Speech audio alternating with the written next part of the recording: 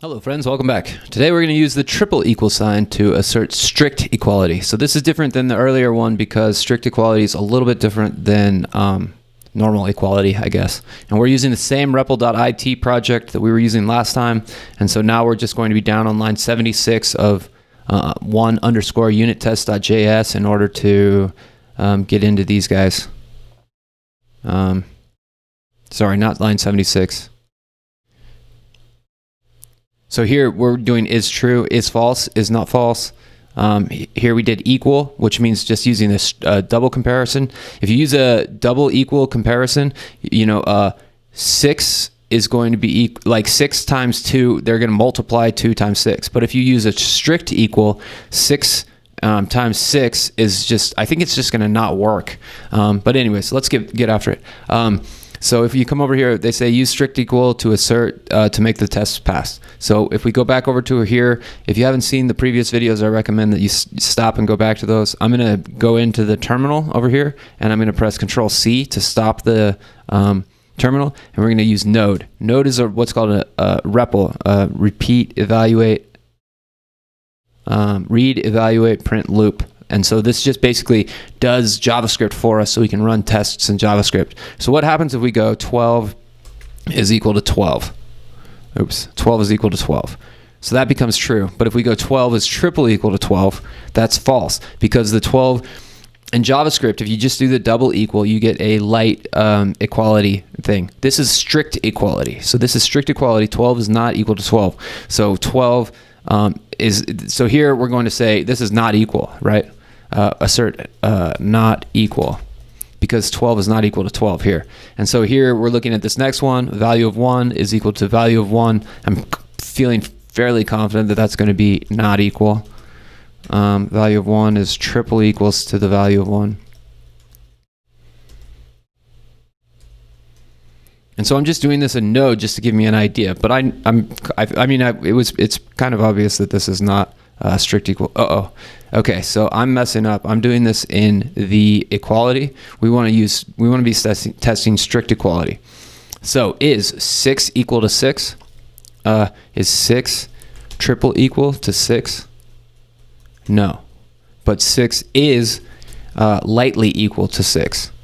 So this is not super archaic. This is actually something that you want to be able to understand, is that strict equality, meaning the integer of 6 is not equal to the string of 6 in strict equality. But in light equality, the integer of 6 is equal to the string of 6 because JavaScript converts the string of 6 to the number automatically. So with strict equality, 6 is not equal to 6, whereas with light equality, 12 is equal to there. So what we want to write in here is not strict equal. And then here is the integer of 6 equal to the integer of 3 times 2? Well, 3 times 2 is 6, so I'm going to guess yes. But if we do it in Node, we can that'll give us an idea. Is 6 triple equal to 3 times 2? Yeah, that becomes true because the integers become the same, and the integers are the same in terms of their object ID. So here we want to say strict equal. 6 times 2. Well, 6 times 2 is going to work at 6 times 2 is going to be 12 with normal equality, but it's not going to be the same with the strict equality. So 6 times the string of 2 is equal to 12. This is going to be true, right? But 6 times the string of 2 and then triple equality of 12, that's going to be Okay, so maybe, yeah, so the strict equality is actually calling out what happens within the relationship after these are interpolated. Crazy, I wouldn't have guessed that. So we're going to say strict equal here because they're actually the same.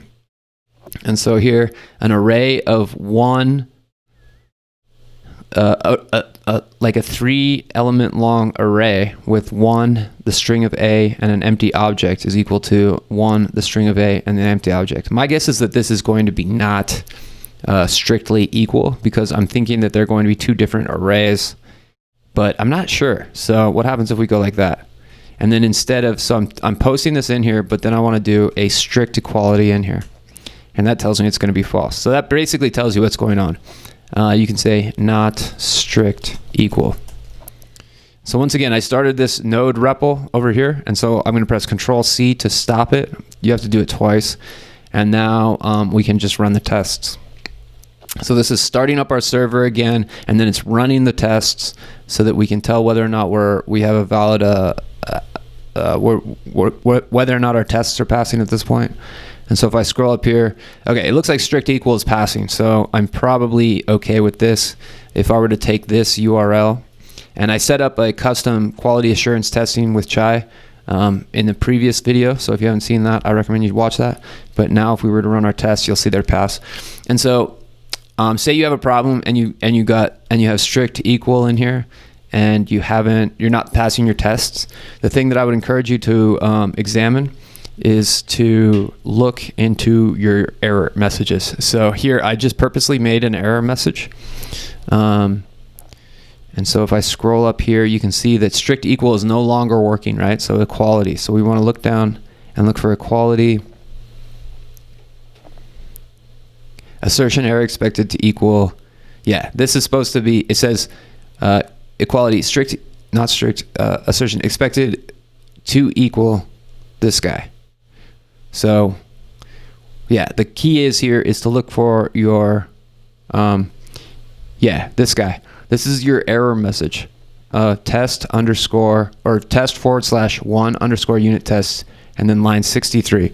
And so that'll tell you this is where your problem is. So you want to always read your error messages if you're having problems. So this one's saying the problem is on line 63, and it's actually in position 14, which is, I guess, like right here.